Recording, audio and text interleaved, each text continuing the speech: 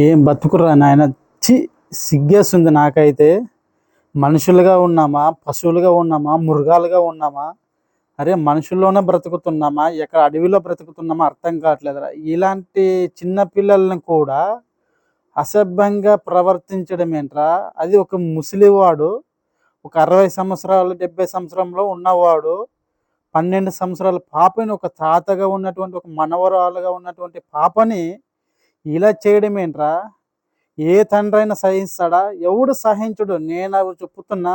ఏ ఒక్కడు, ఏ తండ్రి కూడా తన కూతురికి ఇలాంటి ఇబ్బంది, ఇలాంటి సంఘటన జరిగితే ఎవడు సహించడు. ఎంత ఓపిక ఉన్నా, ఎంత సహనం ఉన్నా ఇలాంటి విషయంలో సహించలేడు. ఎందుకంటే తన కూతురికి ఇలాంటిది జరుగుతుందంటే ఎవడు సహిస్తాడండి?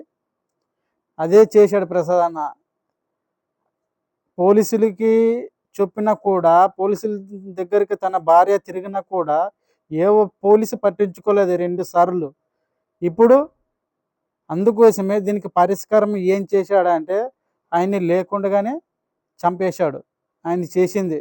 ఒకవేళ చట్టం దృష్టిలో ఆయన నేరస్తుడై తప్పై ఉండొచ్చు. కానీ ఒక తండ్రి స్థానంలో ఆయన కరెక్ట్‌గా చేశాడని ఆయన చెబుతున్నాడు. ఎందరైతే ఈ వీడియో చూస్తున్నారో దయచేసి ఈ విషయం అందరికీ షేర్ చేయండి. వీడియో అందరికీ షేర్ చేయండి. కువైట్‌కి వెళ్తున్నా, దుబాయ్‌కి వెళ్తున్నా, ఇతర దేశాలకు వెళ్తున్నా మీ పిల్లలు, మీ కుటుంబాన్ని దగ్గర సేఫ్‌గా ఉండే బాధ్యత మీది. డబ్బులు సంపాదించవచ్చు. ఇప్పుడే లేకున్నా రేపైనా సంపాదించవచ్చు ప్రాణం ఉంటే. కానీ ఇలాంటి సంఘటన జరిగితే మనం ఏం చేయలేము.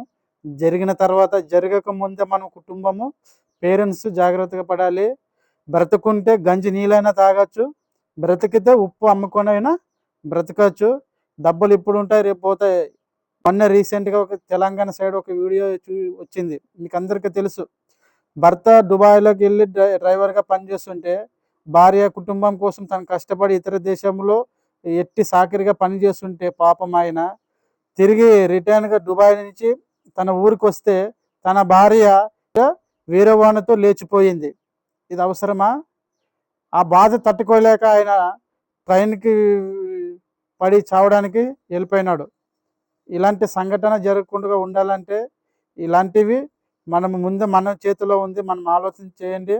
అక్కడ ఎక్కువ డబ్బులు వస్తాయి, ఎక్కువ సంపాదించవచ్చు అనుకో, తప్పు లేదు. ప్రసాద్ అన్న, నీకు చెప్పుతున్న ఈ వీడియో ద్వారా చాలామంది నీకు సపోర్ట్గా చేస్తున్నాము. తొందరపడి నువ్వు నిర్ణయాలు తీసుకొని ప్రాణాలు తీసుకోవద్దు. నీ కుటుంబం, నీకు భవిష్యత్తు ఉంది. నీ కుటుంబానికి నువ్వు చాలా ఉపయోగం ఉంది. నీ ద్వారా నీ భార్య, నీ పిల్లలు ఉండరు. నువ్వు తప్పుడు నిర్ణయాలు తీసుకొని నువ్వు ప్రాణాన్ని హాని చేసుకోవద్దు. ఎటువంటి నువ్వు సూసైడ్ చేసుకోకుండా నువ్వు సేఫ్గా రా. చట్టం తన పని చేసుకుంటుంది.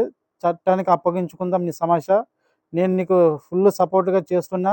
దయచేసి ఎటువంటి తప్పుడు నిర్ణయం తీసుకోకుండా నువ్వు సేఫ్గా ఉండాలని కోరుకుంటున్నా. నీ వీడియోలు మేము ప్రతిరోజు చూస్తున్నాము. చాలాసార్లు నిన్ను ఫాలో అవుతున్నా. నేను కూడా ఒక సబ్స్క్రైబర్ని.